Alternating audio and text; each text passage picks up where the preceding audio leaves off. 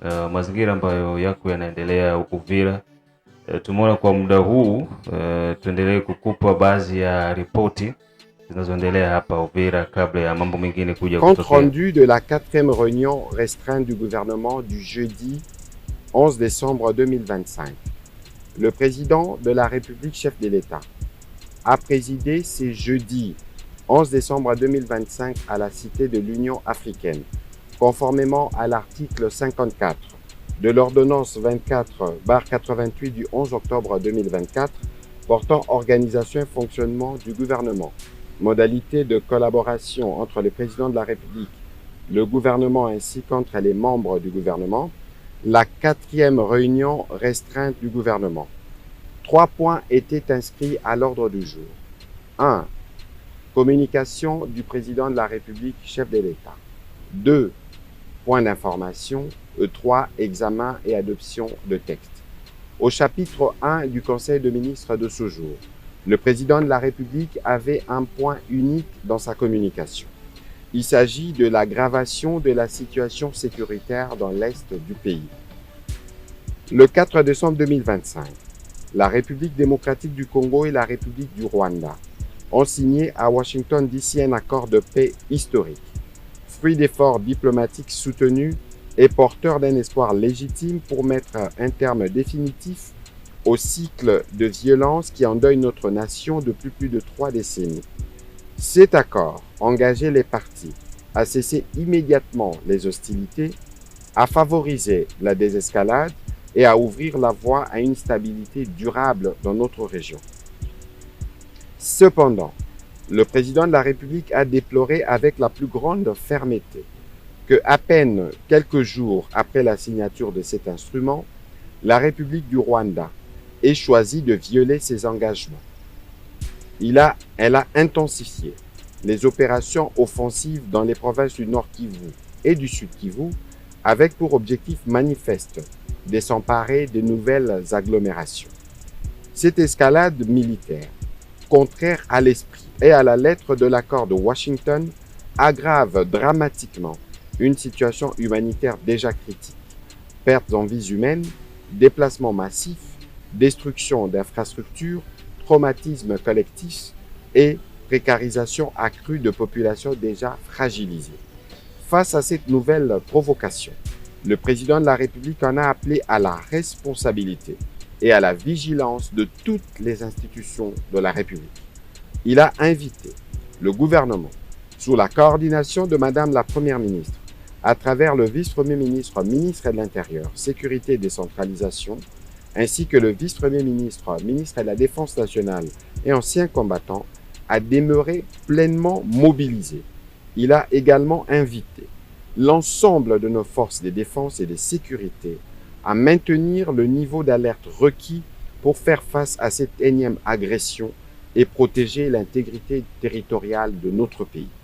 Dans cet esprit, le président de la République a annoncé la convocation imminente d'une réunion interinstitutionnelle ainsi que d'un Conseil supérieur de la défense élargi afin d'approfondir l'analyse de la situation et d'arrêter en toute souveraineté les options appropriées pour maîtriser l'évolution des opérations et garantir partout la sécurité de nos populations. Au deuxième chapitre du Conseil restreint de ce jour, relatif aux points d'information, un seul point d'information, les chefs d'état-major général de forces armées de la République démocratique du Congo, spécialement invité à cette réunion, a fait le point de la situation sécuritaire sur les différents terrains opérationnels.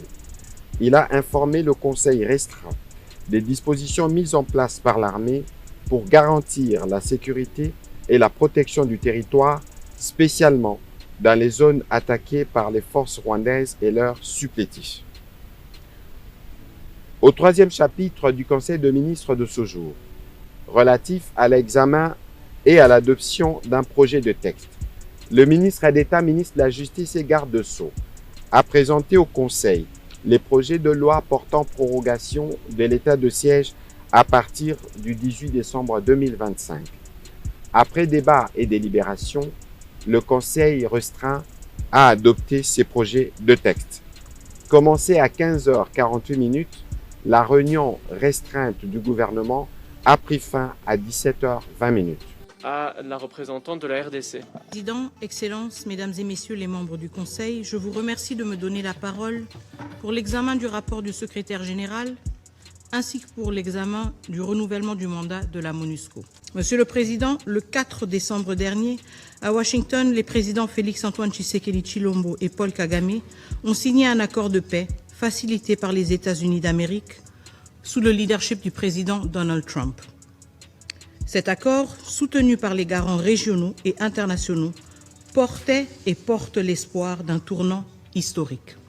Pourtant, moins de 24 heures après cette signature, les faits en contredisent les engagements pris. Bombardements, drones explosifs, avancées coordonnées autour d'Ouvira et dans la plaine de la Ruzizi. Il n'est pas acceptable qu'un accord solennel soit ainsi recusé dès le lendemain par ceux qui s'y étaient engagés. Ces actes remettent en cause la dynamique née à Washington et confirment ce que le rapport du secrétaire général souligne. Le cessez-le-feu exigé par la résolution 2773 n'est pas appliqué. Les attaques contre les civils persistent. L'accès humanitaire est entravé et la situation continue de se détériorer malgré les efforts diplomatiques. Excellence, la République démocratique du Congo a volontairement choisi la voie de la diplomatie.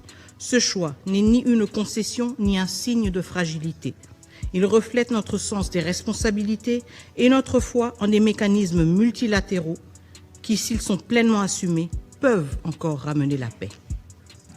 Nous avons fait ce choix parce que nous croyons en l'engagement des États-Unis, facilitateur principal du processus de Washington, en la constance de l'État du Qatar, garant du processus de Doha, et en la valeur normative du processus de Luanda, dont les principes continuent de guider l'action de l'Union africaine, désormais conduite par la République togolaise. La RDC a agi de bonne foi, la RDC continue d'agir avec bonne foi. La diplomatie n'est pas pour nous un choix par défaut, elle est l'expression de notre responsabilité d'État et de notre respect du droit international. Monsieur le Président, Excellences, depuis le 4 décembre au soir, les positions autour de Gatagota, Ruvunge, Kaziba, Urarambo, Luvungi et le long de l'axe Kamanyola-Uvira ont été visées par des bombardements provenant des positions RDF M23. Des drones kamikazes ont frappé des zones civiles. Plus de 500 000 personnes ont été renouvellement déplacées. Le Sud Kivu, déjà en fragilité, atteint un seuil de rupture. Ces faits sont documentés par les mécanismes humanitaires et confirmés par OCHA. Ils créent également un risque majeur de régionalisation. Des tirs ont déjà touché le Burundi. Uvira n'est distante que de 30 km de Bujumbura. Aucun pays voisin ne peut être exposé à de telles attaques sans risque d'escalade. La stabilité régionale ne peut reposer sur la normalisation de violations aussi graves. Monsieur le Président, moins d'une semaine après la signature des accords de Washington, certains acteurs ont choisi de s'écarter des engagements librement acceptés. Le recours à des narratifs inversés et à une désinformation systématique pour attribuer à la République démocratique du Congo la responsabilité des attaques commises par la coalition RDF M23 est une stratégie désormais bien documentée par des mécanismes internationaux. Nous ne pouvons accepter que la manipulation devienne un instrument de politique régionale. Les faits sont têtus, les résolutions de ce Conseil le sont davantage. La vérité n'est pas négociable et le droit international ne peut être dévoyé pour légitimer l'agression. Les violations constatées contreviennent à la résolution 2773, à l'accord du 27 juin signé à Washington, à l'accord signé à Washington le 4 décembre, à la déclaration de principe et l'accord cadre de Doha et aux conditions même de la mise en œuvre du cadre d'intégration économique régionale aussi signé à Washington. Aujourd'hui, c'est la crédibilité de tous ces processus et de leurs garants qui est en jeu.